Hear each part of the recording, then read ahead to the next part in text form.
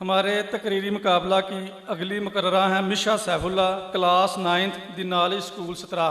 مشا سیف اللہ۔ بسم اللہ الرحمن الرحیم۔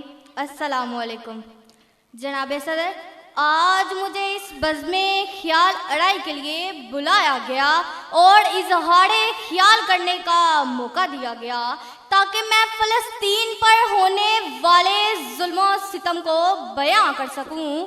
جکڑا ہے میرا کچھ، چلو اس کو چھڑائیں، زنجیروں کو توڑ دیں، اسے آزاد کروائیں۔ مغرب کے غلاموں کی اسیروں، نہ ڈرو تم، اب توڑ دو کاسا اے فقیروں، نہ ڈرو تم۔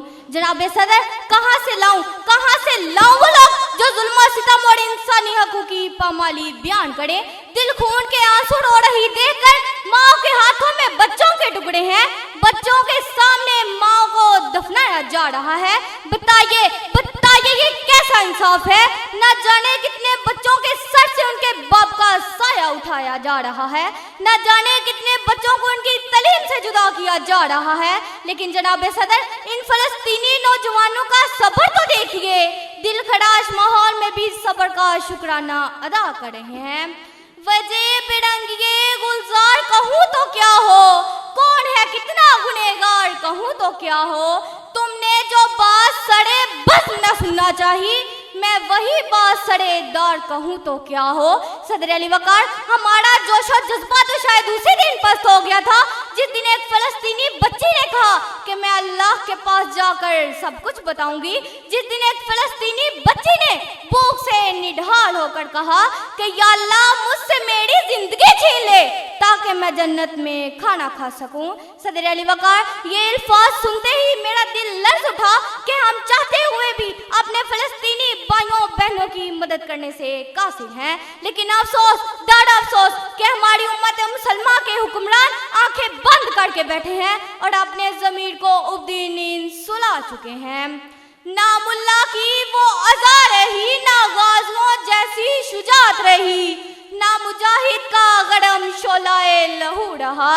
عقابی شان سے جتنے تھے جو بے بالوں پر نکلے، ستارے شام کے خونے شفق میں ڈوب کر نکلے۔ ہوئے مدفون دریا زیر دریا تیرنے والے، تماچے موج کے کھاتے تھے جو بن کر کوہ نکلے۔ صدر علی وقار، میں فلسطین پر یہ کہنا چاہوں گی کہ زخمی بچوں کی روحیں چیخ رہی ہیں، زندگی کی راہوں پر گولیاں برس رہی ہیں۔ کیا یہ ہے فلسطین؟ دوستو، کیا یہ ہے فلسطین؟ نہ جانے کتنے بچوں کو ان کے والدین سے جدا کیا جا رہا ہے۔ ارے وہ کیا زندگی گزاریں گے جن کی آنکھوں کے سامنے ان کے پورے خاندان کو قتل کیا جا رہا ہے۔ صدر علی وقار، انبیاء کرام کی سرزمین ہے فلسطین، جہاں پر حضرت سلیمان علیہ السلام نے پوری دنیا پر حکومت کی، جہاں پر مسلمانوں کا قبلہ اول واقع ہے یعنی مسجد اقصی موجود ہے۔ صدر علی وقار، کب آئے گا سلطان صلاح الدین ایوبی جیسا بہادر بیٹا جو ہمارے خون کو امر کرے گا؟ سلطان صلاح الدین جو فتح بیت المقدس کے دشمنوں کو پھر سے یاد دلانے کا وقت ہے۔ کھلیں گے مسجد اقصی کے بند دروازے، کھلیں گے مسجد اقصی کے بند دروازے، تمہاری خدائی خدا کی عزت پر ہے۔ صدر علی وقار، مسجد اقصی وہ جگہ ہے جہاں میرے نبی حضرت محمد صلی اللہ علیہ وسلم نے 14 مہینے نماز پڑھی۔ یہ کوئی معمولی جگہ نہیں بلکہ 1,24,000 انبیاء کی وارث ہے۔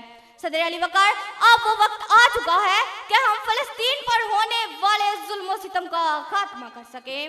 جب اپنا قافلہ عزم و یقین سے نکلے گا، جہاں سے چاہیں گے رستہ وہیں سے نکلے گا۔